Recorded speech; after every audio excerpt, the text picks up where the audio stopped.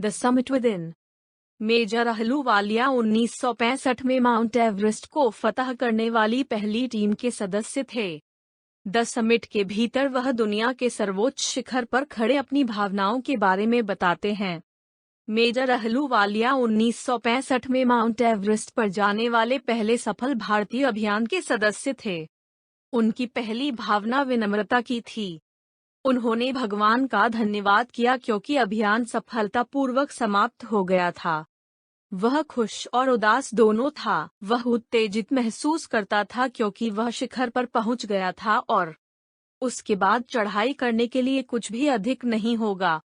Mount Everest पर चढ़ने से खुशी की गहरी अनुभूति होती है जो जीवन भर के लिए रहती है। अनुभव पूरी तरह से बदल जाता है। यह एक ऊंचे पहाड़ की विजय थी, लेकिन लेखक ने महसूस किया कि मन के शिखर पर चढ़ना या उतरना कोई कम कठिन नहीं था। ऊपर से नीचे चढ़ते समय उसने खुद से पूछा कि उसने चढ़ाई करने के लिए क्यों चुना है। यह उपलब्धि अतीत की बात हो गई। यह समय बीतने के साथ फीका होता जाएगा। उन्होंने खुद से सवाल किया कि लोग ऊंचे पहाड़ों पर क्यों चढ़ना चाहते हैं। सबसे सरल उत्तर यह है कि यह एक कठिन काम है और मनुष्य कठिनाइयों पर काबू पाने में बहुत अच्छा महसूस करता है। पहाड़ पर चढ़ना एक कठिन काम है क्योंकि यह किसी की शारीरिक शक्ति और इच्छा शक्ति का परीक्षण करता है।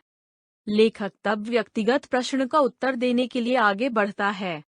बचपन से ही पर्वतों में उनके प्रति आकर्षण था। वह उनसे दूर रहने के दौरान उनसे चूक गया।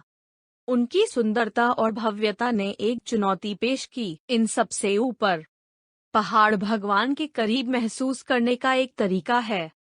लेकिन एवरेस्ट क्यों?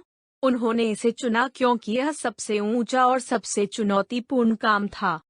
यह चट्टानों और बर्फ के साथ एक कठिन संघर्ष था। जब वह शिखर पर खड़े थे तो उन्होंने कुछ महान काम करने की खुशी महसूस की, बड़ी जीत हासिल की। एवरेस्ट की पुकार उसे अपनी ओर खींचती है। चढ़ाई का कारण बताना मुश्किल है। यह उत्तर देने जैसा है कि कोई क्यों सांस लेता है या आप अच्छे कार्य क्यों करते हैं।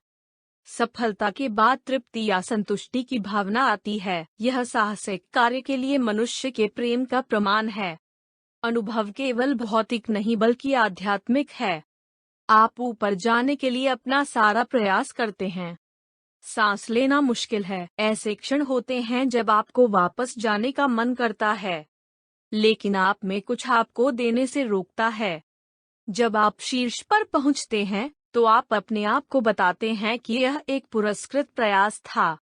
नीचे आपको विशाल घाटियां दिखाई देती हैं। आप अपनी पूजा के लिए भगवान को नमन करते हैं। लेखक ने गुरु नानक की एक तस्वीर को छोड़ दिया और उनके साथी रावत ने एवरेस्ट पर देवी दुर्गा की तस्वीर छोड़ दी। फूदोराजी ने बुद्ध का एक अवशेष छोड़ दिया। एडमंड हिलरी ने बर्फ में चट्टानों के नीचे एक क्रॉस को दफन किया।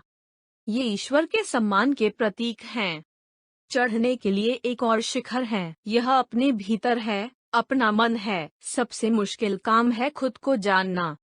एक अकेले और खुद को यह करना है। एक एवरेस्टर के रूप में लेखक के अनुभव ने उन्हें साहसपूर्वक जीवन का सामना करने के लिए प्रेरित किया। सारांश का अंत। धन्यवाद।